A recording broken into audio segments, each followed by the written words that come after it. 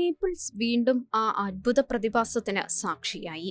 വിശുദ്ധ ജാനുവേരിയോസിന്റെ തിരുശേഷിപ്പായി സൂക്ഷിച്ചിരുന്ന കട്ടപിടിച്ച രക്തം ഡിസംബർ 16 വീണ്ടും ദ്രാവക രൂപത്തിലായി. 3-ാം നൂറ്റാണ്ടിൽ ഡയോക്ലീഷ്യൻ ചക്രവർത്തിയുടെ കാലത്ത് രക്തസാക്ഷിത്വം വരിച്ച വിശുദ്ധനാണ് ജാനുവേരിയോസ്. നേപ്പിൾസിന്റെ മെത്രാനായിരുന്ന അദ്ദേഹം ക്രിസ്തുവിശ്വാസത്തെ പ്രതി ശിരച്ഛേദനം ചെയ്യപ്പെടുകയായിരുന്നു. വിശുദ്ധന്റെ രക്തം യൂസേബിയ എന്ന സ്ത്രീയാണ് കുപ്പിയിൽ ശേഖരിച്ചത്. പിന്നീടത് തിരുശേഷിപ്പായി റോയൽ ചാപ്പലിൽ സൂക്ഷിക്കുകയായിരുന്നു. ഡിസംബർ 16 നേപ്പിൾസിനെ സംബന്ധിച്ചിടത്തോളം ഏറെ സ്മരണകൾ ഉണർത്തുന്ന ഒരു ദിവസമാണ്. 1631 ഡിസംബർ 16 നേപ്പിൾസിലെ വെസൂവിയസ് കൊടുമുടിയിൽ ഒരു അഗ്നിപർവ്വത വിസ്ഫോടനത്തിന്റെ ലക്ഷണം കാണിച്ചിരുന്നു. തദവസരത്തിൽ വിശ്വാസികൾ വിശുദ്ധ ജാനുവേരിയോസിന്റെ തിരുശേഷിപ്പും വഹിച്ചുകൊണ്ട് പ്രാർത്ഥനാപൂർവം പ്രദക്ഷിണം നടത്തി. പ്രദക്ഷിണം നടന്നുകൊണ്ടിരിക്കവെ പെട്ടെന്ന് കൊടുമുടിയിൽ രൂപപ്പെട്ടുകൊണ്ടിരുന്ന ലാവയുടെ പ്രവാഹം നിലച്ചു. നേപ്പിൾസ് അത്ഭുതകരമായി അഗ്നിപർവ്വത വിസ്ഫോടനത്തിൽ നിന്നും രക്ഷപ്പെട്ടു. പിന്നീടുള്ള എല്ലാ വർഷവും ഡിസംബർ 16 വിശുദ്ധ ജാനുവേരിയോസിന്റെ തിരുശേഷിപ്പായി സൂക്ഷിച്ചിരുന്ന കട്ടപിടിച്ച രക്തം ദ്രാവക രൂപം പ്രാപിക്കുക പതിവായി. ഡിസംബർ 16 കൂടാതെ വർഷത്തിൽ 2 തവണ കൂടി പ്രസ്തുത അത്ഭുതം സംഭവിക്കാറുണ്ട്.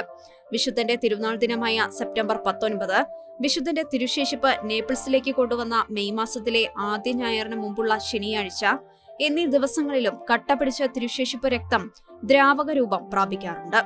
2015 മാർച്ചിൽ ഫ്രാൻസിസ് പാപ്പ ഇവിടം സന്ദർശിച്ചപ്പോൾ രക്തക്കട്ടയുടെ പകുതി ഭാഗം ദ്രാവകമായി മാറിയതും വലിയ വാർത്തയായിരുന്നു. 2023 നവംബർ 23 അപ്രതീക്ഷിതമായി തിരുശേഷിപ്പ് രക്തം ദ്രാവക രൂപത്തിലായി. എക്യുമെനിക്കൽ പാത്രിയാർക്കീസ് ബർത്തലോമിയോ ഒന്നാമൻ നേപ്പിൾസ് കത്തീഡ്രൽ സന്ദർശിച്ചപ്പോഴായിരുന്നു തിരുശേഷിപ്പ് രക്തം ദ്രാവക രൂപത്തിലേക്ക് മാറ്റപ്പെട്ടത്. ഈ പ്രതിഭാസം മണിക്കൂറുകളോ മാസങ്ങളോ എടുത്താണ് സംഭവിക്കാറുള്ളത് എന്നതും ശ്രദ്ധേയം. എന്നാൽ വിശുദ്ധന്റെ രക്തം ദ്രാവക രൂപത്തിൽ ആയില്ലെങ്കിൽ അത് ക്ഷാമം, യുദ്ധം, രോഗങ്ങൾ തുടങ്ങിയവയുടെ മുന്നറിയിപ്പാണെന്നാണ് പരമ്പരാഗതമായി നേപ്പിൾസുകാർ വിശ്വസിച്ചു വന്നിരിക്കുന്നത്.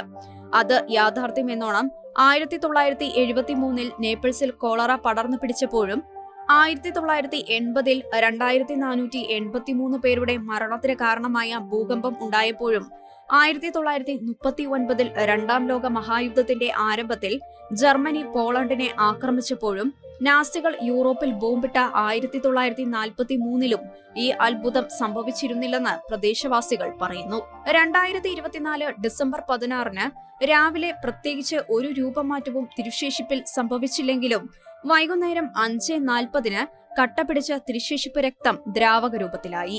5:43 നേപ്പിൾസ് ആർച്ച് ബിഷപ്പ് കർദിനാൾ ഡൊമിനിക്കോ ബറ്റാഗ്ലിയ അത്ഭുതം ഔദ്യോഗികമായി സ്ഥിരീകരിച്ചു. International desk, Shekinah news.